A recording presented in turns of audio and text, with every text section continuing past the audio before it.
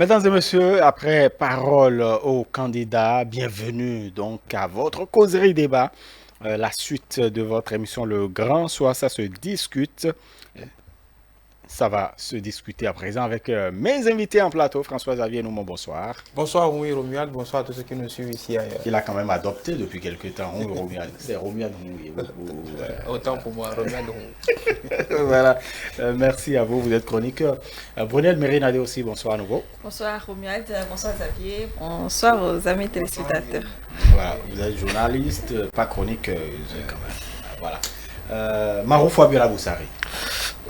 Vous êtes journaliste, mais vous êtes chroniqueur d'une rubrique WhatsApp pour info l'actu sur la table. Bonsoir à nouveau. Bonsoir Romuald, oui, bonsoir chers téléspectateurs, bonsoir le plateau. Voilà, nous allons, le premier sujet à aborder avec vous, c'est bien cette information publiée par le journal Matin Libre qui parle des aveux, en fait, on pourrait le dire ainsi, de Rekia Madougou qui aurait donc avoué avoir envoyé par inadvertance des messages à Modeste Kérékou. Vous vous souvenez de cette conférence de presse donnée par donc le ministre Modeste Kérékou, justement. Est-ce que, selon vous, les faits donnent raison à Modeste Kérékou, qui avait été traité de tous les noms après cette conférence de presse? Indubitablement, on peut dire que Modeste Kérékou ne peut pas ne pas avoir raison, parce que quand il a éventé ces échanges, on va dire pour le peu pittoresque, je pense que l'opinion publique, certains ont tout fait de dire que c'est une invention. On a essayé d'interpréter les captures d'écran, on a essayé de tordre le cou à ce que le ministre Kérékou était venu étayer avec preuve à l'appui. Et il avait même dit, vous vous en souvenez, qu'il était prêt à ce que son portable soit expertisé, ainsi de suite. Pourquoi je souriais au début? Non pas que ce ne soit pas une information importante, mais vous vous souvenez qu'à la suite de la déclaration du procureur, au lendemain de l'arrestation de Mme Rekia Madougou, le 3 mars, le 5 mars. Le 5 mars, oui, voilà. Quand le procureur exposait les faits, beaucoup ont tout fait également de dire ah non, que c'est une invention, que ça a été colporté. Et petit à petit, sans qu'on ne le demande, il y a eu déjà la première phase sur... on a eu aujourd'hui la preuve qu'il y a une transaction puisque Mme Rekia Madougou elle-même, de son propre fait, a fait inventer dans la presse par une lettre à ses avocats qu'il y a eu transaction, mais pas pour les motifs que le procureur... 15 millions. De toute façon, ça n'a pas été démenti. Voilà. Et là, aujourd'hui, parce que ce sont des éléments importants, parce que vous vous souvenez le contexte, le ministre Modeste était venu apporter un élément de preuve. Là, aujourd'hui encore, sans qu'il y ait, voilà, je ne pense pas que le procureur soit ressorti en temps. On a aujourd'hui une seconde sortie qui fait état, qui vient attester de la réalité de ces échanges avec le ministre Modeste Kérékou, mais qui très vite dit, encore une fois, que ce n'était pas pour justement la clarification, on y reviendra. Déjà, globalement ou sommairement, que dites-vous après cette information quand même Rekia Madougou qui reconnaît aujourd'hui avoir quand même envoyé des messages et par inadvertance. Donc on peut faire des erreurs et puis envoyer des messages à quelqu'un qui n'était pas le vrai destinataire. Oui, on peut faire des erreurs, ça arrive à tout le monde. Le souci, c'est que la situation dans laquelle, de toute façon, ces messages, disons, sont venus à un moment donné apporter des preuves, comme le disait Xavier, à une situation donnée. Parce que on se rappelle donc, Xavier a énuméré un peu les différents faits, on se rend compte aujourd'hui qu'on a quand même commencé à avoir des bribes de réponse. Et même si au début, certaines personnes doutaient de la fiabilité des informations données par Modeste Kérékou, par le procureur de la Criette ou autres personnes donc, qui étaient sorties, on se rend compte aujourd'hui réellement qu'il y a quand même des dénominateurs en réalité, même si on n'avoue pas complètement les faits, disons, qui ont été reprochés. J'ai fait des transactions mais c'est pas pour ce dont vous pensez. J'ai envoyé des messages, mais c'est pas dans ce contexte le contexte que vous avez décrit que ça a été envoyé. Ça laisse quand même si on a envie de douter sur la fiabilité des autres de la partie civile, donc ça laisse quand même à réfléchir. On se demande, est-ce que réellement finalement on peut faire confiance tout à fait à ce qu'elle dit quand on sait que finalement tout ce qui a été dit au début presque c'est avéré en réalité quelques semaines après avec tous ces détails-là. On attend de voir la suite. Donc, comme le consultant politique, vous voudrez dire il n'y a pas de fumée sans feu. Absolument, jamais. Il y a toujours quelque chose qui annonce le feu par laquelle la fumée vient en réalité. Donc, on va voir dans les prochaines semaines les autres informations sûrement qui vont encore venir étayer l'une ou l'autre partie pour qu'on puisse avoir le fin mot de l'histoire. Très bien. Jusque-là, nous n'avons pas encore de démenti puisque les conseils ne se sont pas prononcés et tout cela. Toujours est-il que l'information est quand même publiée. Oui, ça prouve que dans la forme, tout est vrai. C'est dans le fond maintenant qu'on ne sait pas ce qui est exactement. Ça prouve que ce n'est pas de l'acharnement politique comme certains l'ont pensé un peu plus tôt. Ça prouve que ce n'est pas de l'invention. Ça prouve également que personne ne s'est levé pour en vouloir à Dame Madougou. C'est des preuves, c'est des renseignements. La justice est quand même un national que nous, en tant que citoyens lambda, nous ne pouvons pas maîtriser, nous ne pouvons pas cerner, nous ne pouvons pas voir tous les contours. Eux, ils ont des éléments chez eux.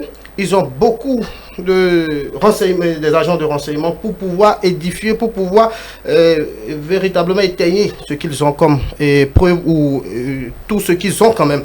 Donc, ça prouve à suffisance que Dame Rekia Madougou, personne ne lui en veut. Et je pense d'abord, elle a reconnu avoir fait des transactions, ce qui correspond à un pan de la déclaration du procureur. Elle a reconnu également avoir envoyé des messages par inadvertance au ministre Modeste Kérékou, ce qui veut dire que dans la forme, c'est vrai, mais le contenu, elle dit que ce n'est pas ça. Donc je pense que c'est la patience que nous devons avoir. Tous les experts qui ont peut-être dit, quand les captures ont circulé sur la toile, d'autres qui ont dit que à tel endroit, il y a eu temps, je pense que maintenant, tout le monde va garder son calme et avoir confiance. Et laisser la justice. Et laisser la justice faire son travail. Avoir confiance en la justice de notre pays pour savoir qu'il n'y a pas une même mise sur la justice. La justice est en train de dérouler son calendrier, est en train de dérouler son programme afin que la vérité jaillisse dans ce dossier. Ce qui est clair au vu et au su de tout le monde, c'est que il y a des pans, il y a des éléments de preuve, des éléments déjà qui peuvent contrer n'importe qui peuvent amener la justice à prendre n'importe qui et à fouiller dans le dossier. Donc, la justice fait son travail dans les règles de l'art. Il y a quand même cette clarification dont vous parliez et on parle, puisque justement, Rekia Madougou aurait dit en fait que justement la famille Kérékou l'a sollicité parce que justement le bâtiment ou le local a voulu être donc démoli pour abriter donc un jardin, donc le jardin Mathieu et tout ça. Donc on connaît bien évidemment, il y a eu cette clarification là. Est-ce que la clarification vous convainc? Non, je pense que ceux qui sont à convaincre, ce sont les juges, on n'est pas des procureurs. Mais ce que je peux dire, c'est que sans vouloir présager de la suite de l'affaire, quand on compare ce qui est dit, révélé par Matin Libre, et la teneur des messages que tout le monde peut aller consulter, on ne va pas faire de la justice fiction, mais ça ne colle pas. La gravité des messages ne colle pas avec une tentative de sauvegarder la mémoire de Mathieu Kérékou. Ça, c'est mon avis. Encore une fois, il y aura la vérité de la justice. Deux choses. L'impression que j'ai, en plus d'apporter ce que Mme Rekia Madougou est en train de faire, c'est ni plus ni moins que d'apporter un peu plus de crédibilité à la justice béninoise. Parce qu'on a matraqué, on a, comment je vais dire, on a jeté des anathèmes sur les magistrats sur toute la magistrature. Parce que quand on attaque le procureur de la République, c'est tout l'appareil qu'on attaque. Depuis 2 semaines, 3 semaines, on les a traités de tous les noms. Et on se rend compte aujourd'hui que, et pan après pan, tout ce que le procureur a dit a de la traçabilité, et révèle quelque chose de palpable, de tangible.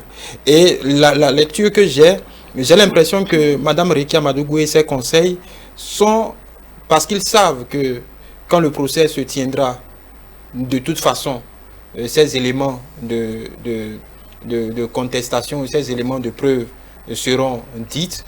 Donc, ils essayent de gagner un peu la bataille de l'opinion. Parce qu'en réalité, pour ces 2 informations, que ce soit sur la transaction et sur les messages envoyés à Modeste Kérékou, Mme Rekia Madougou et ses conseils peuvent attendre le prétoire pour contester.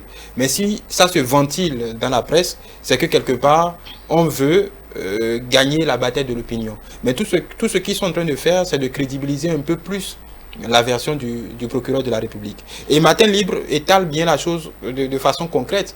Pourquoi jusqu'à aujourd'hui, Moïse Kérékou ne dit pas mot? Parce que c'est la troisième partie de l'affaire. Si c'est tant est que, parce qu'on sait que l'ambassadeur Moïse Kérékou a montré, quand la question s'est posée, son opposition à ce que le domicile de son feu père soit transformé en jardin. Quand bien même l'État a pris le soin de discuter avec tous les pans le colonel, je pense c'est le colonel Montan Kérékou, le cabinet militaire du président de la République, le ministre Modeste. Je pense que cette discussion a eu lieu. Et quelque part, il est vrai que, parce que ça avait été transcrit dans la presse, que l'ambassadeur Moïse Kérékou avait voulu, avec le pans de la famille, quelques réticences par rapport à ça.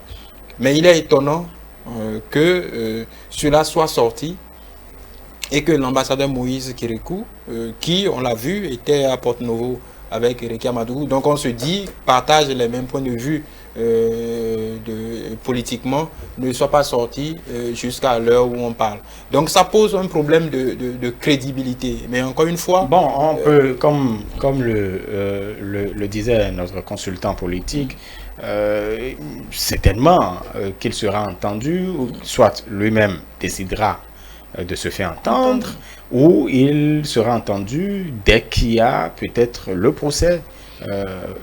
Brunel. Oui, moi je pense que oui, parce que de toute façon il est sorti pour apporter les éléments qu'il a à sa disposition, et pour le procureur... Nous parlons de Moïse Kérékou,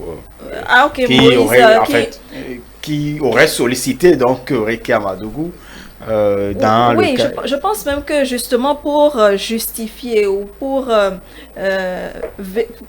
disons, étayer leurs arguments, la partie de Rekia Madougou et tous ses avocats devraient donc prouver que c'est réellement le cas. Et pour le faire, en réalité, ils ont besoin de faire écouter l'élément, le témoin réel qu'ils exhibent en réalité par rapport à cette situation-là. Donc, pour pouvoir prouver à l'opinion publique et donc les juges également qu'ils ont raison, ils en auront besoin, moi je pense.